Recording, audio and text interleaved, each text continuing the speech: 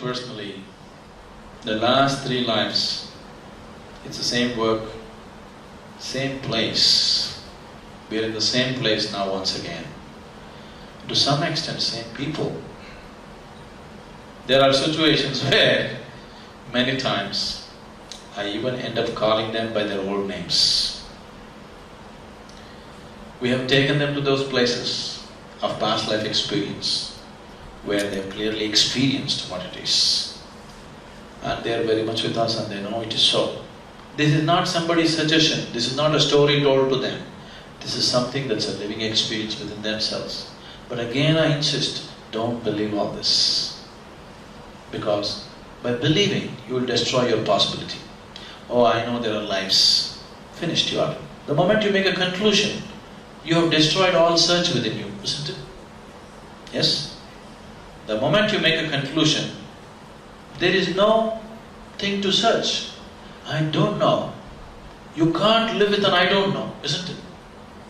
Yes? You cannot live with an I don't know. I don't know is uncomfortable right now, but it's a tremendous possibility because it starts the search. Once a deep I don't know enters you, you will see your whole life energy becomes search. It is not just an intellectual quest. Once the I don't know sinks into you very deeply, all that we have done in the 6 days is to bring you to a state where you don't know anything and you're happy about it. Yes? You have not been stuffed with knowledge in the 6 days. Slowly, slowly you're coming to a state where you really don't know anything. If this I don't know sinks deep into you, you will see your very life energies becomes a seeking, a searching. Then, truth cannot be hidden from you. If your seeking is intense, how can anybody hide it with you, for you? Because it's within you. Nobody can take it away from you. Right now, the seeking is not intense enough. Spirituality is still entertainment. 7-day flirtation. It's not going to work that way. When it sinks deep, something else happens. Now, if I talk about past lives, you will have to believe me or disbelieve me, isn't it? Is there any other option? The only 2 options is either believing me or disbelieving me. We have sufficiently touched this that these things, believing and disbelieving, doesn't get you anywhere. Just leads to entertainment. If you want to entertain yourself, there are so many things. Never use spirituality as entertainment because it's very tragic. Why I'm saying it's tragic is, what is a tremendous possibility if you use it in a limited way? It's tragic, isn't it?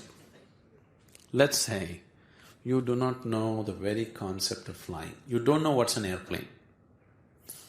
You woke up tomorrow morning and came out of your house. On the main street, there is a huge airplane parked. An unknown object means first thing is fear. But you watch it, it doesn't seem to do anything to you. So the braver ones among you walk out and investigate what this is about. All your understanding always comes from what you already know.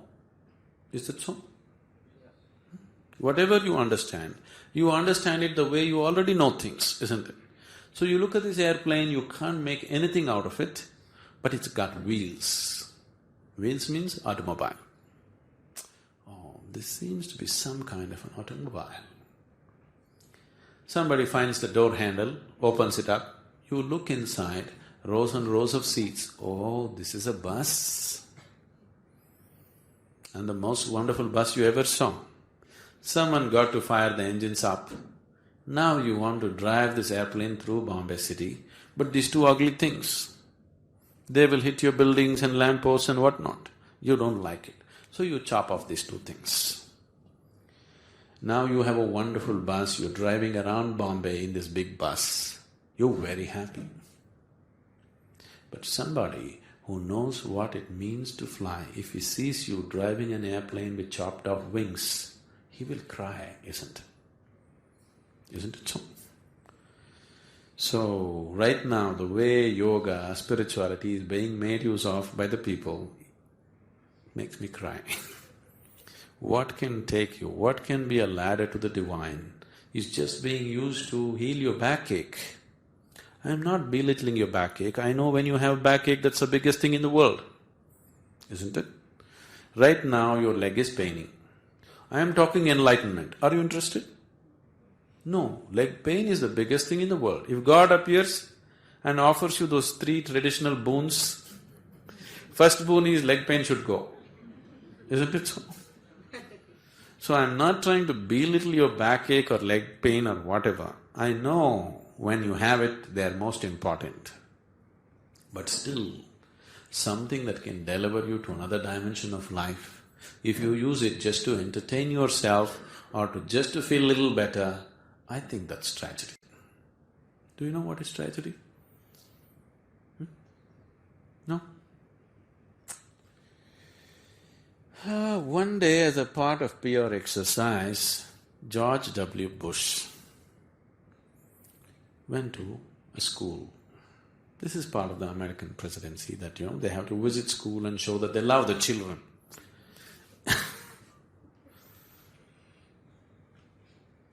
So, he went to a school, first standard. He walked into the class. Always. He walks into any place with utmost confidence, So teacher was conducting an English class where teacher was giving out some words and asking the children to find the meanings and form a sentence out of that word. So Bush walked in, so the teacher said, "Mr. President, would you like to conduct the class?" He said, "Yes." So teacher said, "I have given them the word tragedy. You just have to ask them to form sentences and tell you the meaning." So Bush asked, "What is tragedy?" One little boy stood up and said, "Suppose I'm playing with my best friend. A car comes and runs him over and he dies. That's tragedy." Bush said, "No, that is not tragedy, that is an accident." Then a little girl stood up and said, "If all my friends are going in a school bus and it went off the cliff and all of them died, that would be a tragedy." Bush said, "No, that is not a tragedy, that is a great loss." Then little Tommy in the last bench stood up and said, "If President Bush and Mrs. Bush are going in Air Force One, a missile comes and hits the airplane and both of them die, that would be tragedy." Yes, you got it right. How did you get it?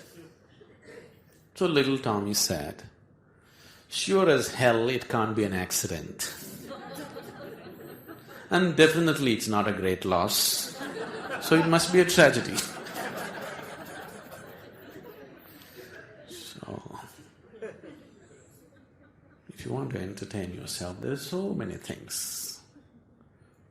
Don't use great possibilities as entertainment in your life. Life will go waste,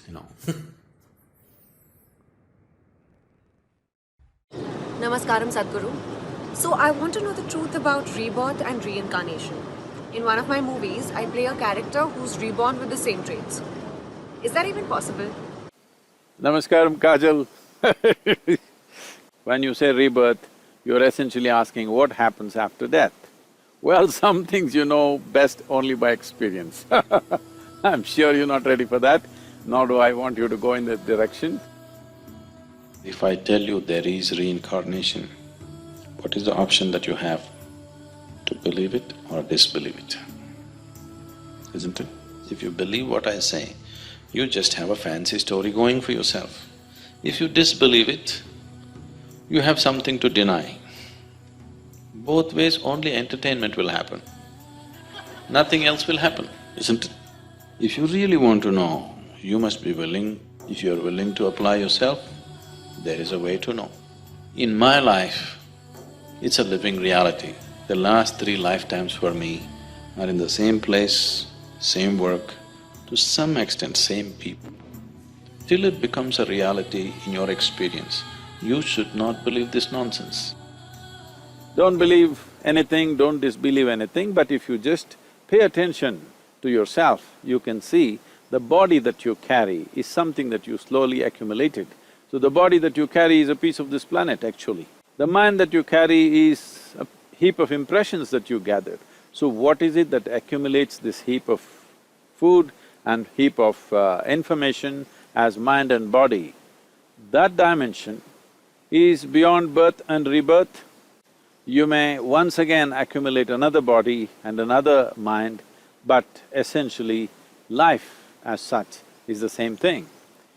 So, when it comes to life, you must understand there is something called as my body and your body, there is something called as my mind and your mind, but there is no such thing as my life and your life. Life is just a cosmic happening.